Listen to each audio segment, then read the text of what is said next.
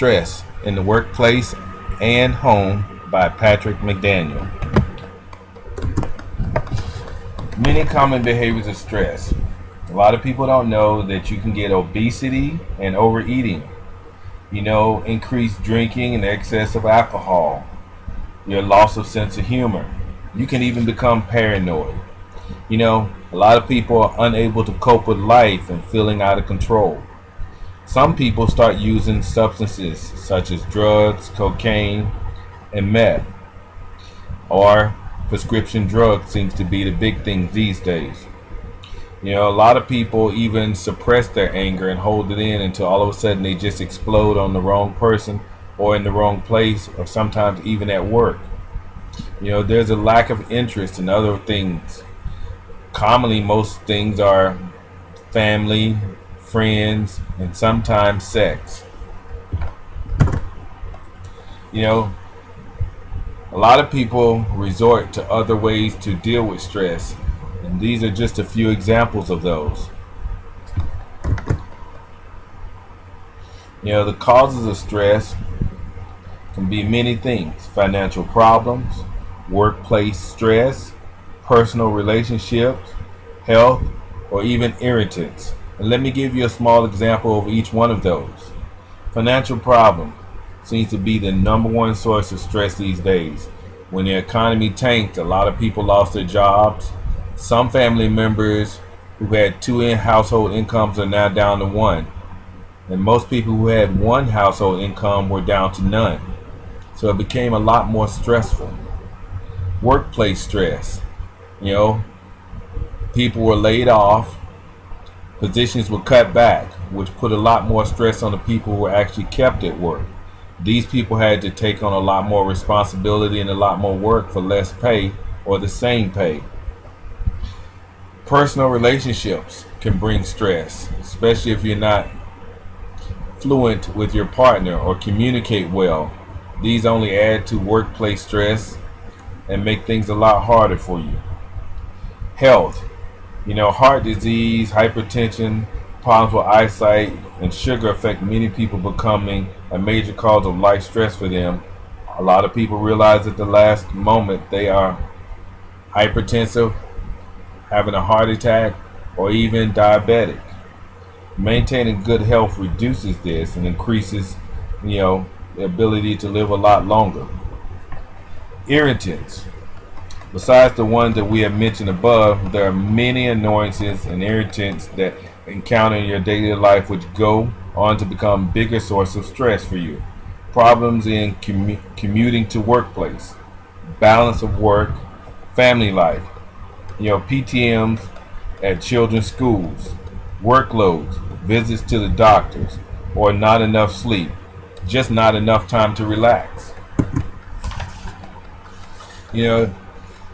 Many people don't realize there are ways to deal with stress, but a lot of people just don't take the time or don't realize that they're under stress, which is causing problems in their workplace or their personal life. So, let's talk about a few ways to manage stress. First, let's talk about stress reduction. Humor is a great way to deal with stress.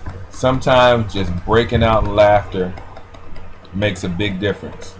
You notice how when you're out with your friends and you're laughing and joking, how nothing seems to bother you?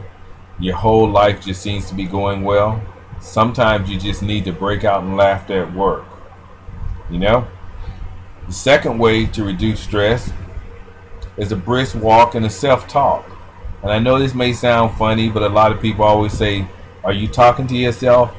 Well, I constantly do it. And the good thing about it is I get the answers that I want. But let's get back to a serious note. Sometimes you have to just get up and get away from your desk or leave the building.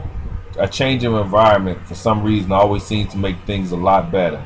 Breathe in some fresh air, smell the roses, the trees, the rain, even the traffic fumes. It doesn't matter. Stimulate your senses with new things. And number 3, rehydrate. A lot of people don't realize that working in an office with an air conditioning can dry you out. You need to drink a lot of water. I'm not talking about tea and coffee and Coke and sport drinks or Red Bull or fruit juice. I'm talking about actual clean water. You know, it increases a person's ability to rehydrate. This is why you must keep your body properly rehydrated by regular drinking water. Most people need to drink 4 to 8 glasses of water a day.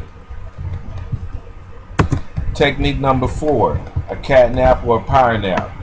This is a technique I had to honestly say that I use a lot in the military. With us always on the go and me being tired and snapping at my subordinates as a sergeant, I realized that when I could sneak away for 15 to 30 minutes and take a cat nap, you know, under a missile or sometimes over a Humvee, it made a big difference. I felt a lot better and a lot less stressed. You know, so take a quick nap. It's nature's way of recharging and re-energizing your body. You only need anywhere from 10 to 30 minutes sleep every day, and it's very helpful to reduce stress. Technique number 5, you know, it's called make a kupa. Any tea will do, but most flavored cup of tea is even better. Experiment with different natural flavorings using herbs and spices and fruit. I hate to say it, green tea is an awesome stress reducer, and some people use it for weight loss, and black tea is also another good one, depending on which ones that you get. There, you can add lemons, you can add honey, and these do taste really well. Number 6, I know it may sound kind of crazy, but you ever notice that after you have a good cry, you feel better? Sometimes you just need to release. And there's no scientific proof saying that, you know, crying always works or is a proven additive. But shedding a few tears can be a very good thing now and then. And if you're not yet to discover its benefits, then give it a try. You might be surprised. You know, situations like this, using a stress reduction kit, it just doesn't work all the time, and eventually your head gives out, not the wall or the desk. So think about these things when dealing with stress. That way you don't have to worry about becoming overweight, losing your relationship, losing your job, or actually losing family and friends. Stress can bring a lot of problems into your life, but if you learn how to deal with it the right way and manage it productively, you'll come out on top.